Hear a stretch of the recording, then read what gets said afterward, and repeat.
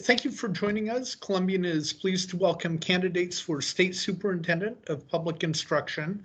I am Greg Jane, the editorial page editor, and I will let Craig and Scott introduce themselves. Hi, I'm Craig Brown. I'm the Columbian's editor. Hi, my name is Scott Campbell, and I am the former recently retired publisher of the Columbian and still on the editorial board. And then Callie. I'm Callie Hare. I cover politics for the Columbian. I'll be watching and reporting on this meeting, but I won't be participating.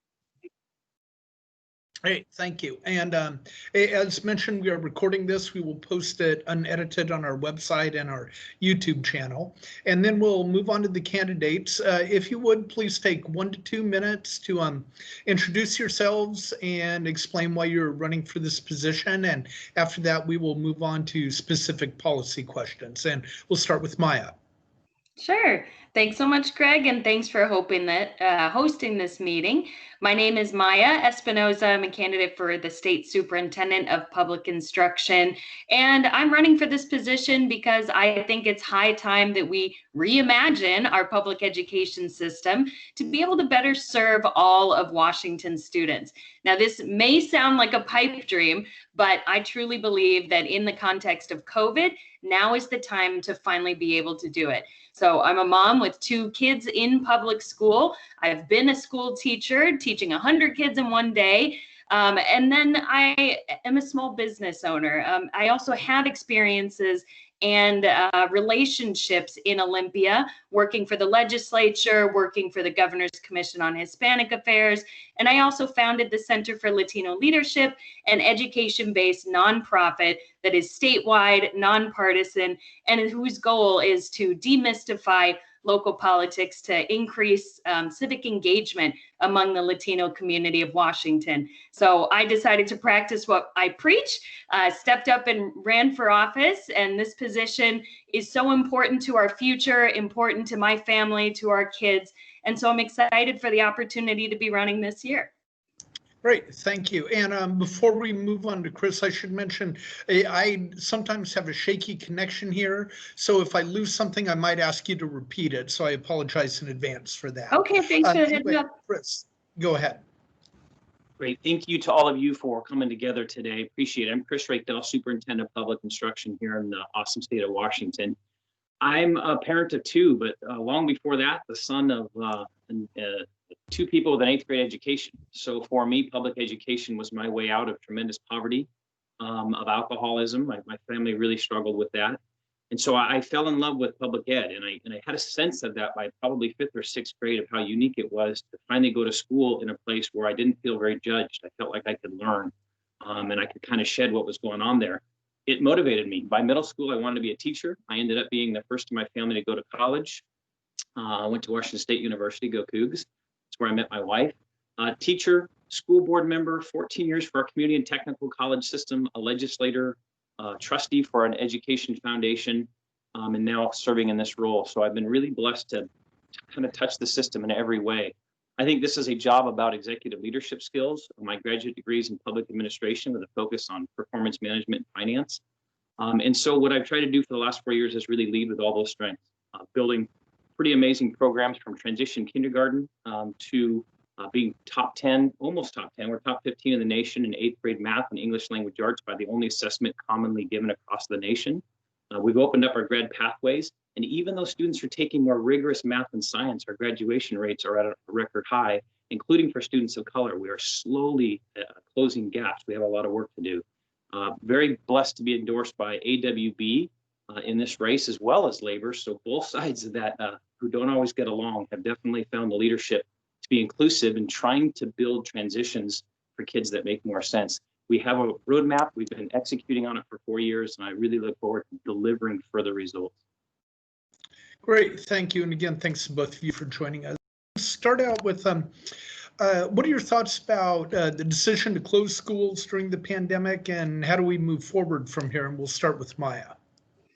Sure, the decision to close schools during the pandemic was certainly justifiable and understandable. And as a parent with kids in school, it was a major inconvenience at the time, but we understood, the risks of what was going on. And certainly as a parent, again, we want to keep our kids safe. Absolutely. So I think, like many parents, I felt that during the spring, this was excusable. Shutting down schools was certainly happening at a wide scale, and we wanted to be, safe rather than sorry. Unfortunately, we've had 6 months since the kids have been out of school, and schools are still closed.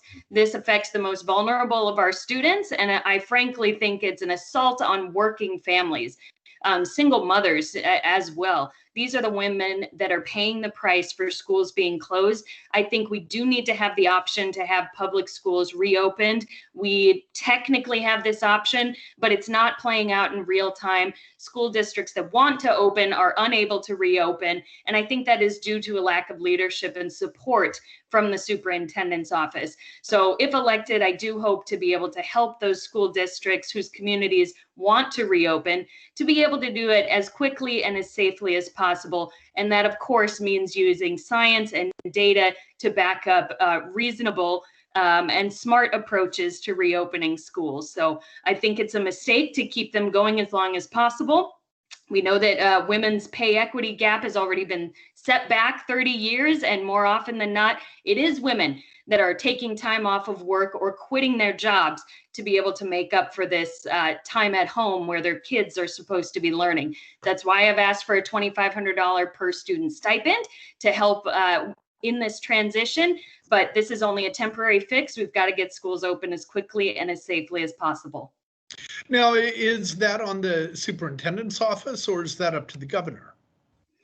Well, ultimately, of course, that's up to the governor. But right now, we have the option to reopen. The superintendent's office put out some reopening guidelines, in fact, but the 52-page document is essentially very prohibitive, and we see that in the effects. The vast majority of our 295 school districts remain closed.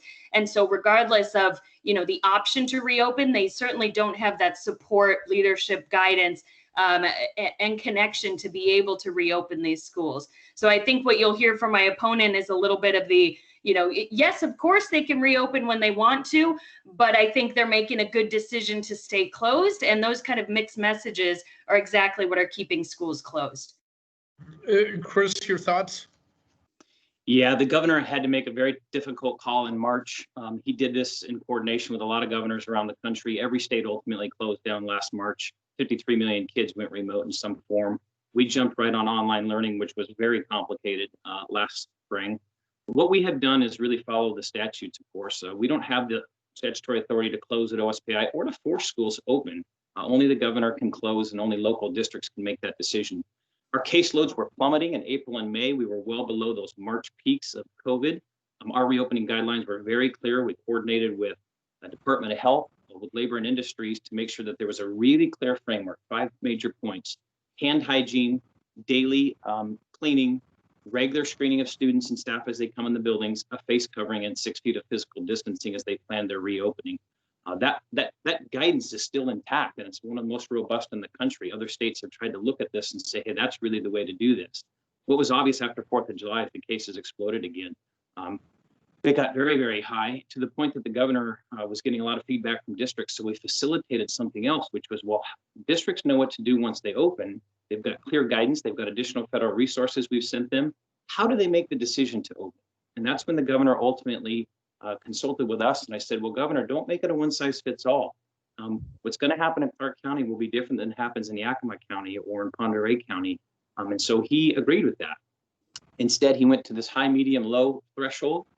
Local health has a significant role to play in partnering with local districts. We've got districts all around the state who are now opening up, generally very gradually, as the recommendation is from the experts.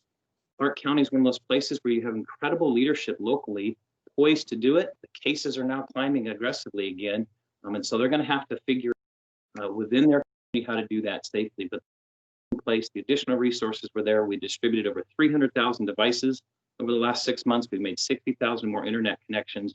We've really been supporting districts in this.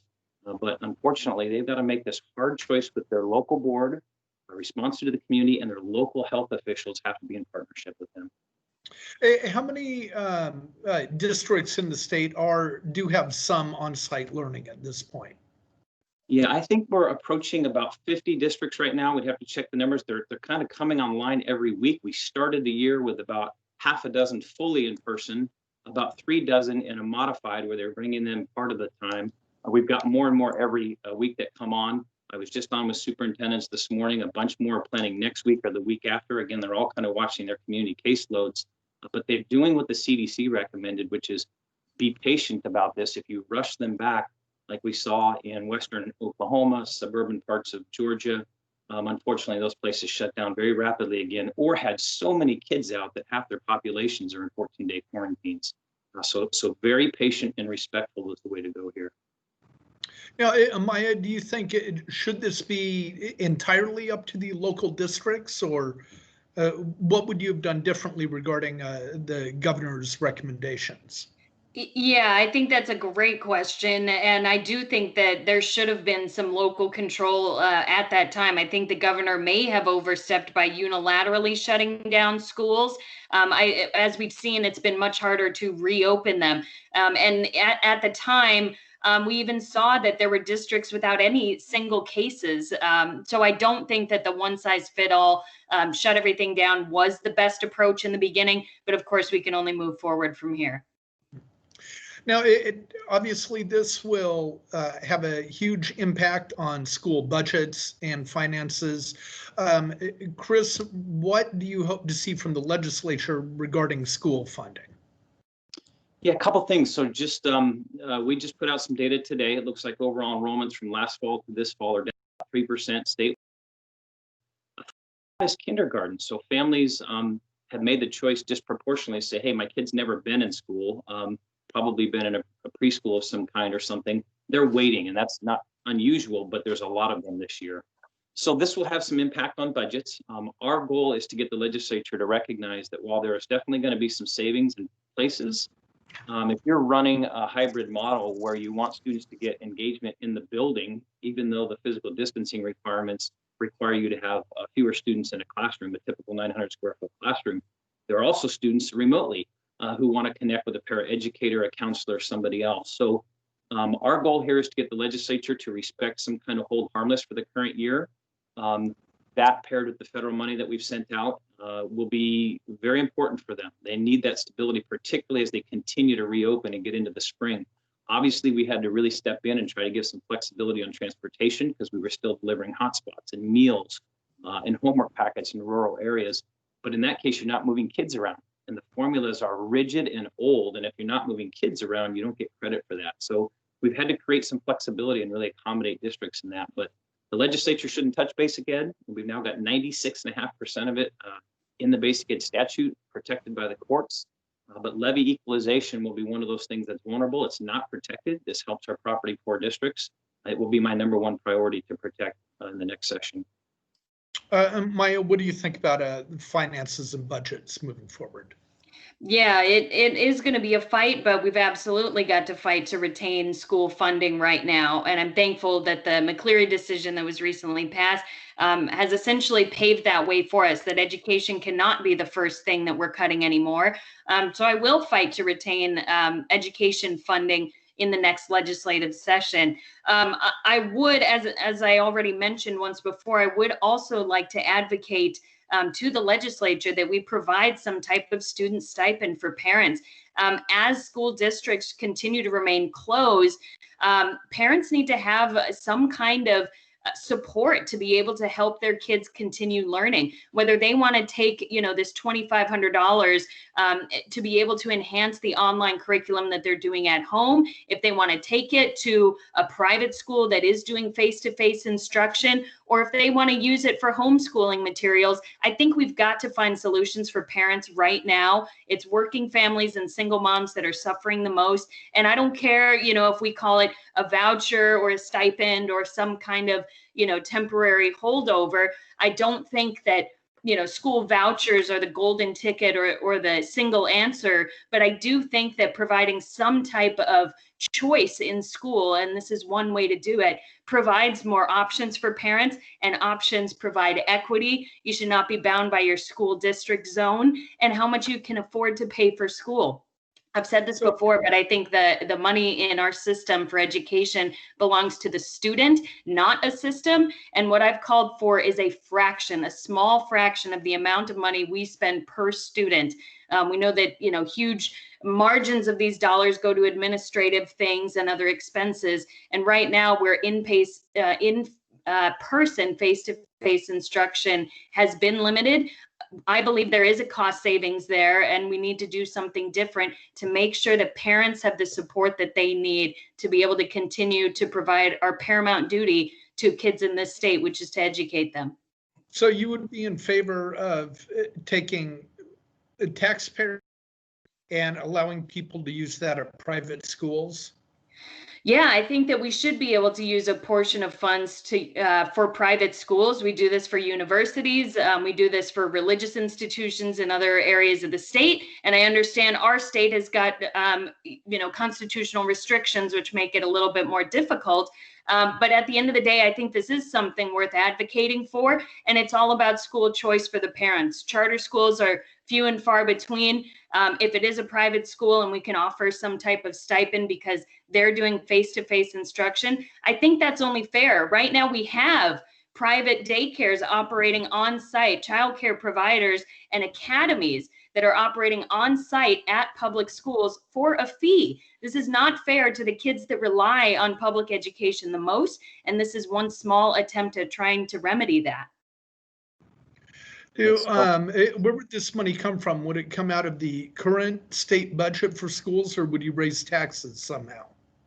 Yeah, I think we've got plenty of funding in state schools to do it. I don't think we need to raise taxes to do it. But as I mentioned in my introduction here, I wouldn't be in favor of cutting school funding right now. So I think with the money that we have, there are means to do it. And as I mentioned, and as we've actually been exploring, there is some cost savings in the school when you aren't operating in person. Yes, it's expensive to launch an online, software. We understand the additional expenses in other areas, but to have schools not operating, being completely empty, in many cases, there are cost savings, we believe, and we'd like to use those in creative ways.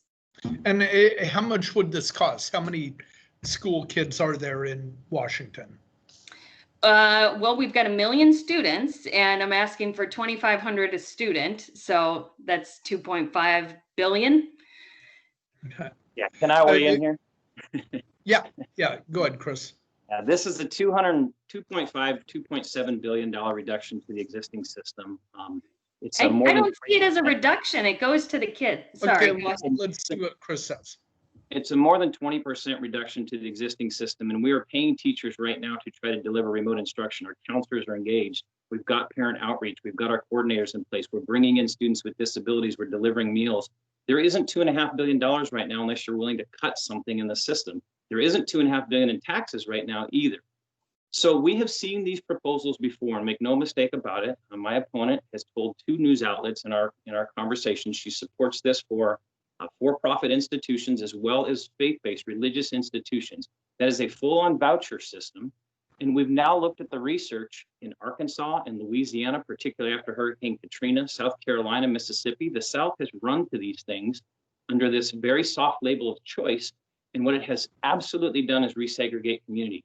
Because you can imagine what $2,500 would get you. You'd walk into an institution who says, well, you can't run a school for that. So the real cost here is $7,000. Families with wealth would pay the tuition premium and have very elite white schools, as we see in the South. And the families who couldn't afford anything but their basic ed voucher are concentrated in schools. That resegregates our communities. This has been a flat out disaster around the country. That's why states are walking away from these things. The better plan is community-based investments and figuring out who needs the help. That's why we've deployed devices and done hotspots and connectivity. Why would you give $2,500 to very wealthy families who don't need that? Let's concentrate $5,000 on the kids who need it the most. That's what Vancouver has done with the community-based school model.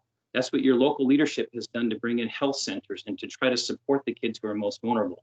The voucher system is nice. They use the word choice. What it does is resegregate our schools, and we don't have $2.5 billion, and we should never go backwards on the bipartisan work that our legislature's done to meet the McCleary decision. This would take us backwards. Maia, do you think would resegregate schools?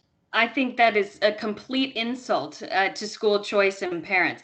I don't understand how this would be any different from the system that we have now, where wealthy parents continue to be able to provide the education of their choice to their students and other parents do not. In fact, what we find is that 70% of parents have school choice and they choose by way of purchasing homes and zip codes they'd like to live in. We continue to be over reliant on local levies, and under the current administration, we've already lifted the levy lid from the McCleary decision.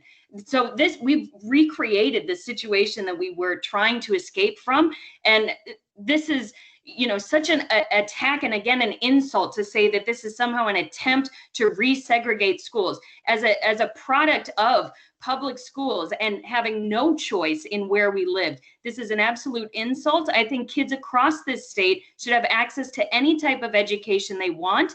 And this, again, is a small piece to get there. By no means is it a Fulbright scholarship, but I do think it will help. And this provides choices to the kids that need it. And our state has a very clear law about choice. Our students can move between districts. They can move within districts. No, they can't, Chris. You say that, but you can't. Have you ever been a parent in a low-income zip code and had to transfer? You cannot. We say that we have choice in public education. We absolutely do not. Respond. Go ahead, Chris. Yeah, our state system has this option for students to move. There's got to be access, of course, in those districts. We see more and more movement. We've got lots of options by the secondary system for sure, with dual credit options, with charters where they exist. Our families are increasingly asking that the school and the community and the neighborhood that they live in get full investment. Again, I understand the want to suddenly blow the system up. It's been a desire for some people for a long time. I'm saying that the research is clear where that has happened, that resegregates communities, and it's less effective than investing in low-income communities. It's why we have the Learning Assistance Program. We've brought $400 million to our highest poverty schools to double down on educators, to bring more para-educators in, to bring more language access in. Investing in schools is the right idea.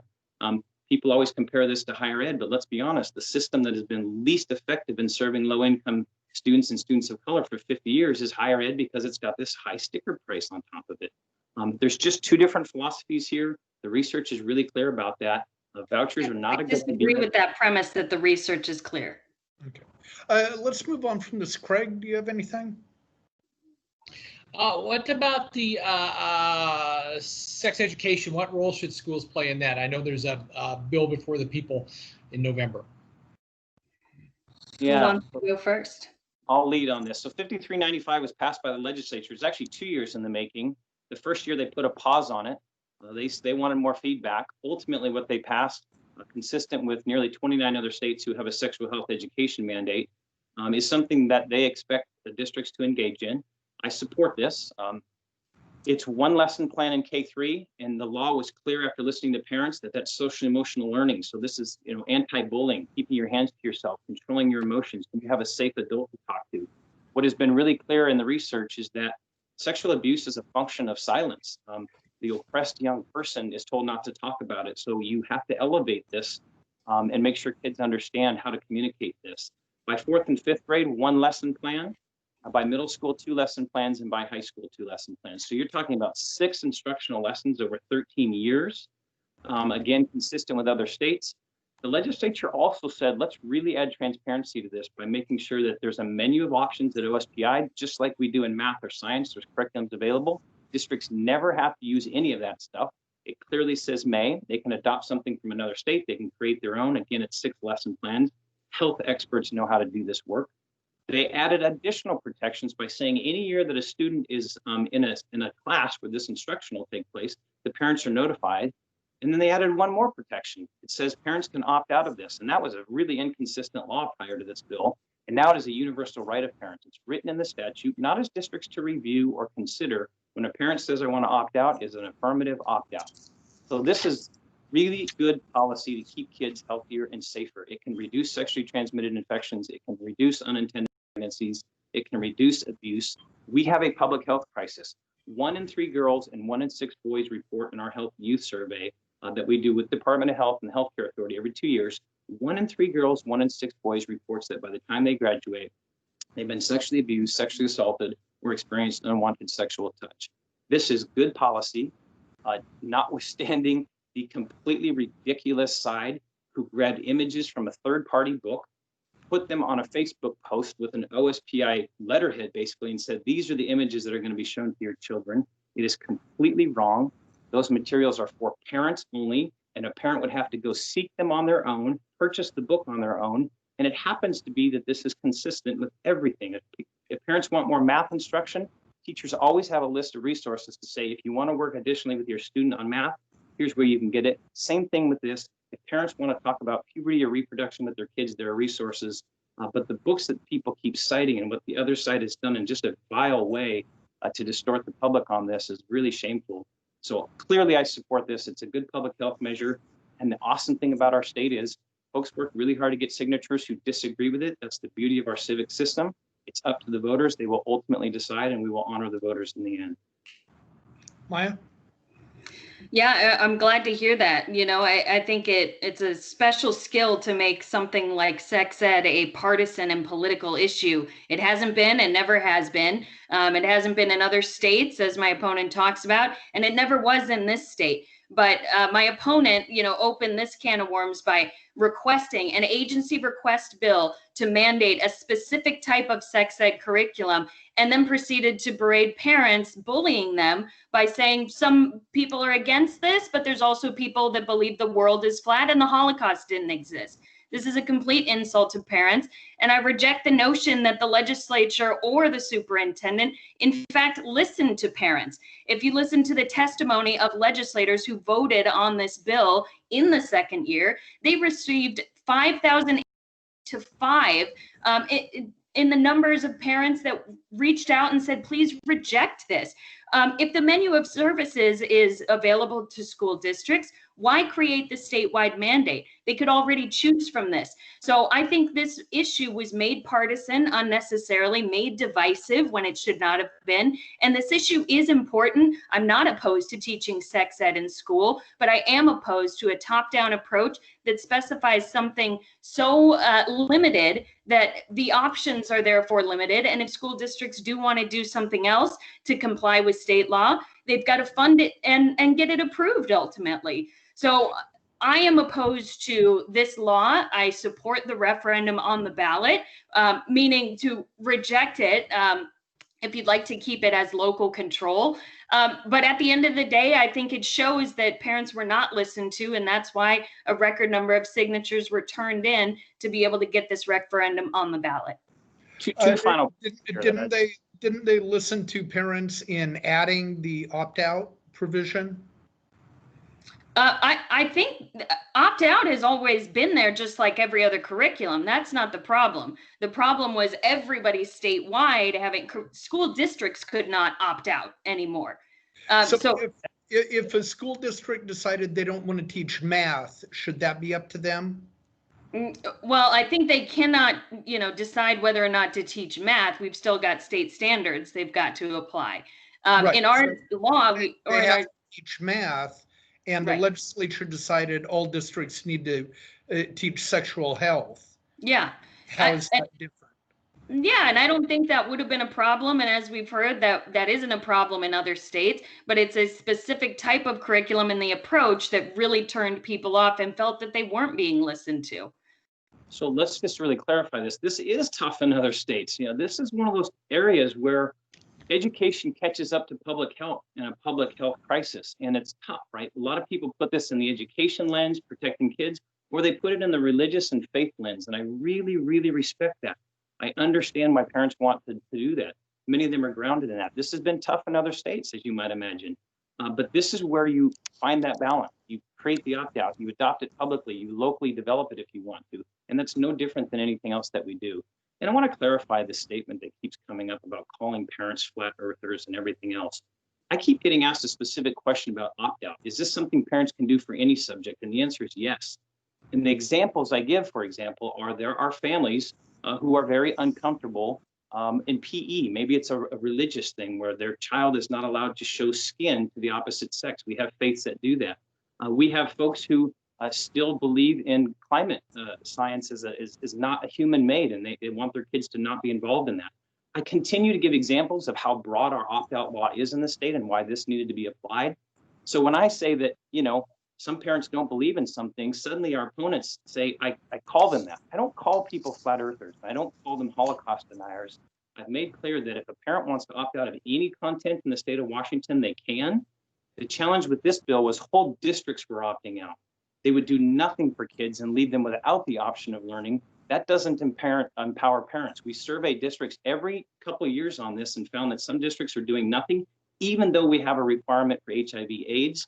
Many districts would only cover a topic once in high school. So even though kids were going through puberty at earlier and earlier grades and experiencing the bullying that often comes along with that, they were getting none of that instruction. So this law just makes consistent we would do with social studies or math or anything else. The district can't opt out of it. They need to adopt something consistent with learning standards, age appropriate, medically accurate, and then empower the parents to opt out if they want. Maia, why isn't the parent opt out strong enough? Well, it's not strong enough because it's a statewide approach. So this is something that everyone will be receiving unless you opt out. So this is a community and culture shift that parents are uncomfortable with. The state law says that it's got to be age appropriate, but material is not. So when you're teaching your kids' friends these things, they are eventually going to be exposed to this at an age that parents do not feel is appropriate. So I've made, abundantly clear, yes, there is opt-out provisions for you as an individual family, but these families are still concerned. And so, and we do, I'm glad that my opponent mentioned that we have the HIV law on the books. We also have Aaron's law on the books. So, this notion that we need to protect kids from abuse and make sure that they're aware of sexually transmitted diseases is already in place, already under state law. Aaron's law was optional. Districts didn't have to do it, and many of them didn't. This now makes it a requirement. And now, along these lines, Maia, I'm curious. I think it's on your website. You say you write that you often cross party lines. Yeah. What party? Which party are you with? Isn't this a nonpartisan position? Yes. So we've got to cross party lines back and forth to be able to be successful. So I've worked for the Governor's Commission. I've worked for the Senate Majority Coalition, which was dominated by Republicans at the time.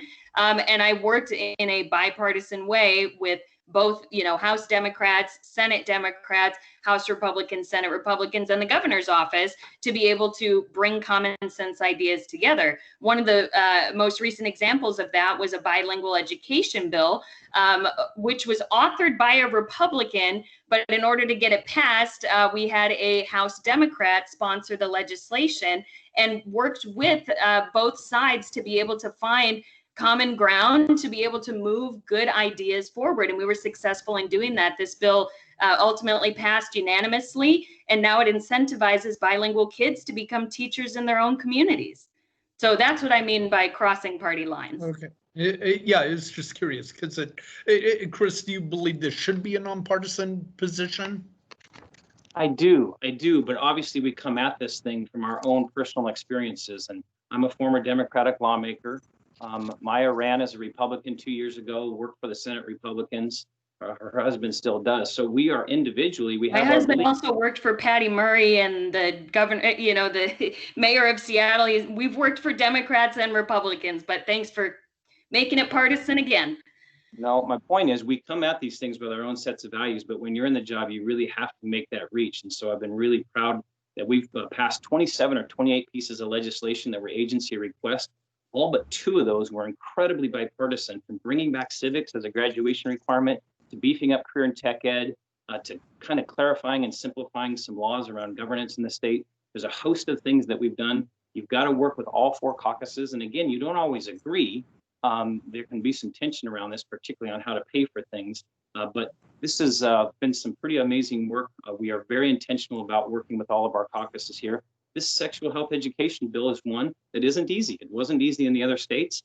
I will tell you that, this is controversial because it is a political strategy to invigorate a base, and that makes sense. I mean, it's tough. Some families don't support this, and that is a really good reason to rally around it.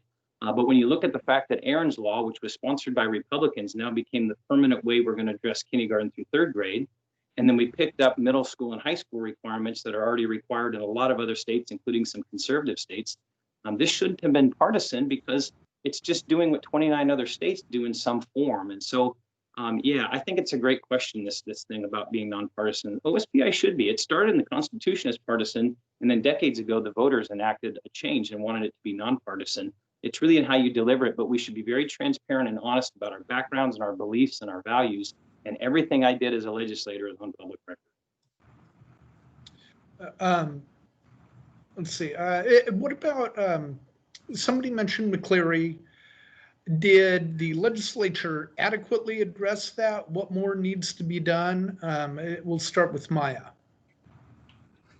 You know, I was glad to hear the governor say that we have finally fully funded education when we satisfied the McCleary decision. But it's interesting that even in the McCleary decision, in the decision that the Supreme Court wrote out, they wrote that putting new money into an existing system or the same system would not yield success, would not be successful.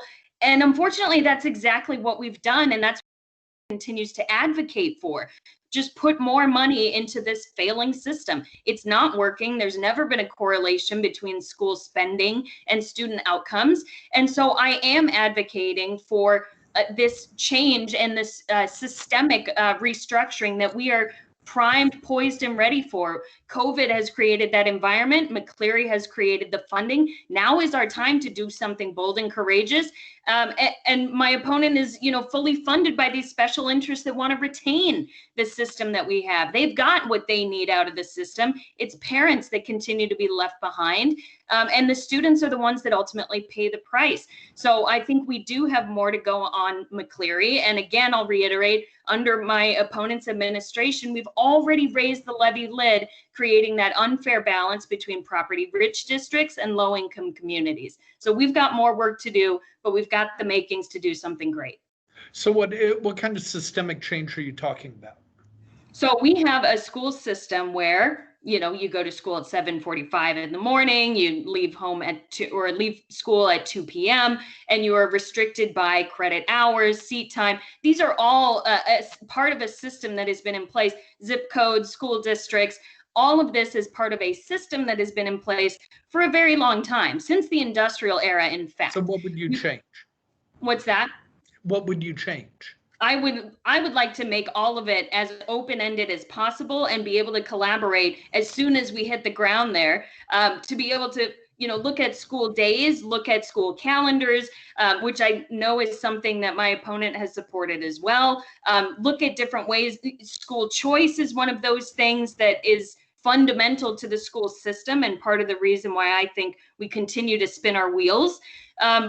So I think it's completely, I talk about student nutrition. This is one of these things that we over rely on support and funding for, to be able to make sure that we can feed our students. But now we're in a totally different environment, and it's time that we do things differently. So wherever possible, wherever we can make those inroads, I would like to do it. And I'd like to work with school districts, community leaders, school leaders, and innovators to be able to make some of these ideas come to life right now. So I don't claim to have the answer to all of these. I don't want to be the one to claim to have, all of the answers. But this is exactly the time to be able to do something. And I want to facilitate great ideas. Again, with me not having a partisan or special interest lens, I really come to the table, and my background has showed this, by bringing together diverse and differing opinions so that we can get the best ideas out there and hammer through them. We want to test to see what works, and we want to grow those things, but we'll never have an opportunity to do it like we do right now. So do you think that Chris's office and the legislature and the governor's office, you don't think they're looking to improve the school system? No, I think they're looking probably, I'm sure in good earnest, they want to make sure that teachers are paid well, treated well, and that kids are doing well. But unfortunately, the system that they support, the system that they believe they just need more money to put into, is not yielding the results, and it never has, never will. I don't know how long it's going to take, this is just the chance to do it. This is why it's been my platform. So would you cut school funding? No, we would not cut school funding. And I don't think that by offering student stipends that cut school funding. So, Chris? Yeah, so that was 7 or 8 minutes of my opponent telling you what I think. I'll tell you what I think. I think that's the healthiest way to do this. We came in and wrote a strategic plan right when I got there. And I said it had to transform the system from pre-kindergarten all the way to higher education. So, for example, we've expanded ECAP and Head Start slots, getting more 3- and 4-year-olds in the system. We expanded statewide option for what's called transition kindergarten. We evaluate young people when they're 4 now in many districts. We want to bring it to the state where they need an additional help. Don't wait till they're 5, find out that they're in deficit, and then see them sit in remedial programs for their lives. Give them a 6-month jump start. That's the kind of transformation, and we've now made that available statewide. We've got it in 20 school districts now, and I want it to continue to expand. We're rethinking early literacy because no state in the country is making progress on 3rd and 4th grade literacy, because most of them are still teaching what's called whole language. Just make kids read a bunch. They just read a bunch, they'll be better. That's not true. There's a science to reading. There's a science to breaking down language and sentences, vocabulary, phonics, and phonemic awareness. So we're going to make this transition, as a couple other states have done, in early literacy. We've brought high school and beyond planning all the way into middle school, getting kids to think about careers early on, and we brought it in digital tools, which we're still working on. Part of our plan was to make sure that high school systems by the junior and senior year dedicate a lot more capacity to dual credit, more Running Start, college and the high school AP. Make sure that graduation pathways include CTE. So now students can build robust CTE pathways that lead to certifications. This is what we've been doing with the business community and AWB and the Business Roundtable. They've been incredible partners in redesigning the high school system. What does all this sit on? It sits on equity, a focus on meaningful understanding of how racial discrimination still occurs in our schools and addressing that with professional learning and additional supports. It's why we brought the Learning Assistance Program into basic ed to protect that. Focus on those high poverty communities and those who need the most. We've also brought dual language learning to 40 school districts. We have 40 districts now teaching kids as early as kindergarten 2 languages at the same time, because what did the research say? If you keep a kid in their home language learning core content while they learn a second language earlier, you not only get kids better at core content, but you get a bilingual educated society. The rest of the world has been doing this for decades. We're behind. So my point is, this was an office that I thought needed innovation before I even knew what COVID was. It was 3 or 4 years ago. We built a strategic plan. We've been executing on it. We've gotten bipartisan support for it. And that's the kind of vision that's going to require us to get through COVID and then on to more transformation. It's not platitudes. It's real tangible work. You can see it in the bills that we've passed. You can see it in the work that we're doing, and you can see it in our grad rates, which are going up for every major student group, even as they take more rigorous coursework.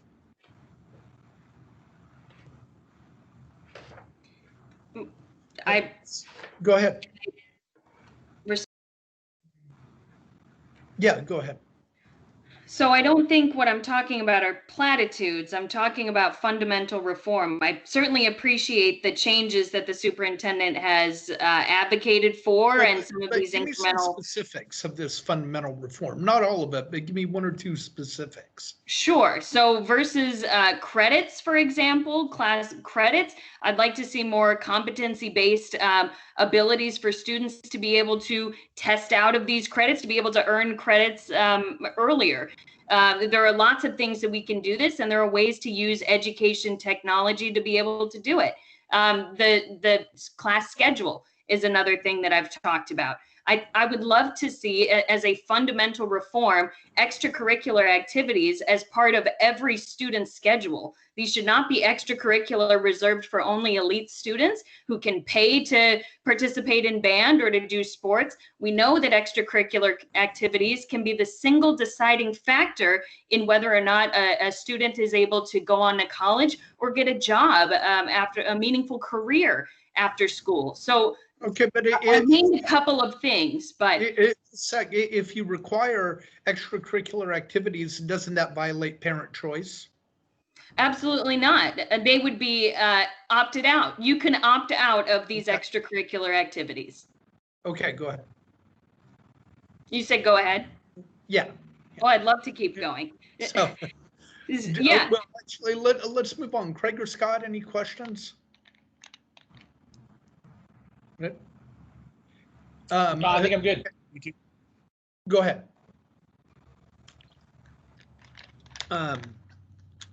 Let's see, well then, is there anything else that we haven't touched on? Chris, what is the one other thing we need to mention? Yeah, I think what we need to mention, you asked a question earlier about, what did the legislature get maybe not totally right in McCleary? And I do want to be really clear that there's a couple things that I think are still missing. We have a federal and state civil right for students with disabilities. And I think the legislature still has a cap. They only fund up to 13.5% of our students. But we have districts where 14 or 15 or 16% of their students have qualifying disabilities. So I think that needs big transformation. We did add a record $1 billion per biennium to support these students. We've added more to kind of an emergency pool of fund when districts need to tap into it, but it doesn't really secure that universal statutory and civil right to education. And I think the court should have kind of dinged the legislature on that differently. The second one's capital budgets. We don't talk about them a lot, but it's still a function of having to pass a local bond in order to get matching dollars. That is fundamentally inappropriate in communities that can't pass them, or they are so property poor that even when they do, they can't generate the kind of money to build a new facility that's outdated or in desperate need of renovation. So I have proposed and gotten passed a grant program over the last 2 years to try to help small, rural, remote communities with capital budgets who struggle with that. I think the legislature should create a prototypical capital budget like they do a prototypical operating school model. Every district in this state should have access to high quality facilities, lead-free facilities, not as a function of having to pass a local bond, but as a function of the state. And if the locals want to add to that, things like, non-instructional spaces and stadiums and all kinds of amazing add-ons, well, you'd never get in the way of a community to do that. But it's quite sad today that some of our wealthiest communities can easily pass these. They leverage a pile of state money, and the communities that need it the most, small and rural and remote, can't pass them, or when they do, they're so property poor they can't build what they need. We've got a tangible plan to address that. We put it before the legislature. They took their first bite this last biennium on this, and it's one of those things where I think the court should have been stronger with the legislature, along with students with disabilities. Those are two areas that we'll keep beefing up a lot under my leadership. What's one more thing we need to ask about? Well, I think Chris brought up a good point about special ed, and this is unfortunately something that never gets enough attention. And again, in the context of COVID, these are exactly the students that are being left behind and affected the hardest by the restriction of face-to-face instruction. So I'm supportive of any and all efforts to be able to fully fund special education finally in our state. We know it's always underfunded, even nationwide. But our state, unfortunately, is in the bottom 10 consistently for special needs students. Barely half of our special ed students graduate from high school. So I think there is a real thing that we need to talk about there, but it's going to take this partnership and collaboration with opposing sides to be able to get things through. And unfortunately, I think my opponent's track record has been tarnished by this sex ed bill and the divisiveness that has resulted from it. And I really would like to see some more collaboration with parents in equal footing with some of these special interest groups with big paychecks.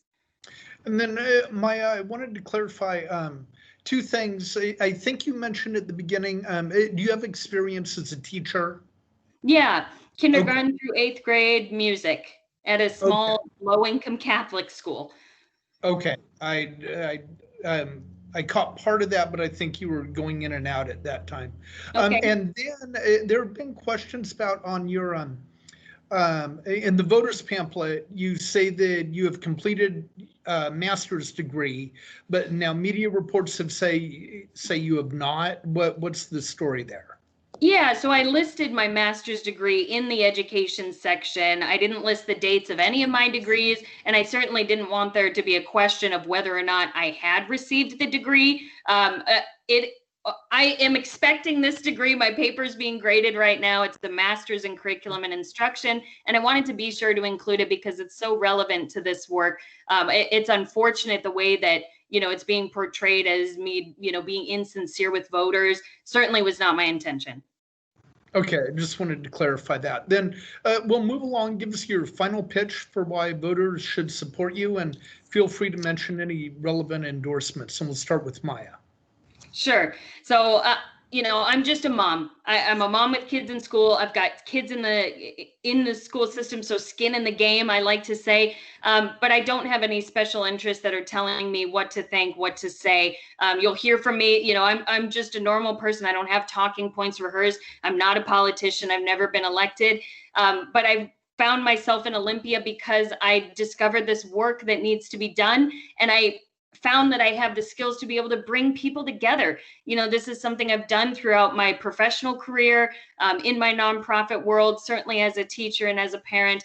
And so I'm just looking to be able to answer the call of parents right now. This is why I jumped into the race, was because that controversial sex ed bill had ignited so many parents and caused this division. I just don't think that, a nonpartisan office such as a superintendent should be used to weaponize curriculum in this way. And I certainly don't think sex ed is the most important subject in education that we need to be focusing on. That's why my campaign, again, is focused on reimagining education. Yes, it's a big idea, it's a big concept, and it is possible right now in our state. We are poised with funding, the technology, and the environment to do it. And I have asked that people join our movement to be able to create this idea and make it come to life. So I'm asking for voters to support me, join this effort to be able to do something different. And you can find, more information about me, and I'd love to hear from your listeners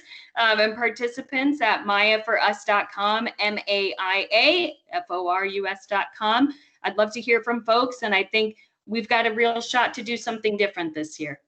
Great, thank you. And Chris, give us your final pitch. Yeah, thank you to you all for taking some time today. Appreciate you scheduling us. I know it's a very busy campaign season. I'm Chris Reykdal, Superintendent of Public Schools. I'm really grateful for the chance to serve in my state. I was born and raised here, again, up in Snohomish. I received a great education by public school teachers who really believed in me. They definitely saw the struggles that our family went through. It was a small town, so they knew quite personally that it was my way out. And I kind of committed my whole life to making sure that it's a way out for every kid. And that means you do have to build systems of support for students. It does mean you have to think about every aspect of learning, from community-based supports, how we transition kids from early learning into kindergarten, how we support them along the way, how we continue to innovate and create building opportunities. And it does require partnerships with the business community, the labor community, the environmental community, parents. This is a job about progress and hard work. It is a job about experience. So I'm the only one in the race with public education experience, certified public school teacher. I've served on a school board on the other side of that collective bargaining, where you certainly see both sides of the issues.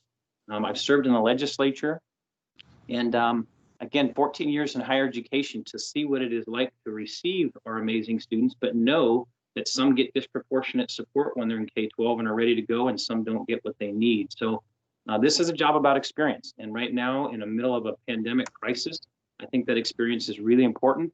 It will soon become a budget problem for the state, as we now know, certainly getting better in the forecast, but certainly a big risk. And so it will take those executive skills and those finance skills as well.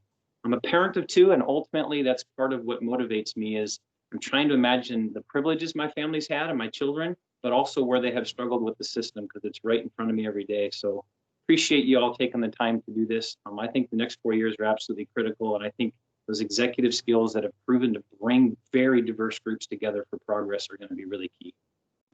Great. Well, thank you to both of you. Appreciate it. Thank you very much. Really appreciate the opportunity. Did you mention the endorsements? Oh, I'm sorry. Yeah. So you specifically asked that. So again, endorsements from labor groups, environmental groups, Association of Washington Businesses, donations from individual companies, lots of individuals. We have over 700 donations. Ours is really quite balanced. There's a lot of interest there. And so if there's been sort of a formal endorsement in the race from those organizations, it's come my way, and I'm really grateful for how diverse that group is. I would love to be considered for your endorsement. I'm endorsed by school board members across Washington State, teachers, small organizations, but I really, to be honest, do not keep track in the same way. I'm really advocating for the people here. And of course, I'll take a quick jab at my opponent. He is majority funded by special interests who have endorsed him. And I am very much majority, 80% or so funded by individuals. And we have almost equal funding. That phrase is something interesting. When Microsoft supports you and they employ 80,000 people in the state, I don't think that's a special interest. I think it's an employer who needs more tech workers. When public school employees endorse you and they represent 60,000 custodians and early learning workers, I don't think that's special interest. I think that's looking out for their membership. So I get that. I get that my opponent has a different perspective on that. I respect that. She's run a really great campaign, building from a very fundamental, very religious base of individuals that are passionate about sex ed, and I think that's very good. I do not walk away from the fact that I've tried to build very big coalitions, and now they want to support that work to go further. Great. Well, thanks to both of you. Thank you very much, Greg. Thank Bye. you. Appreciate it.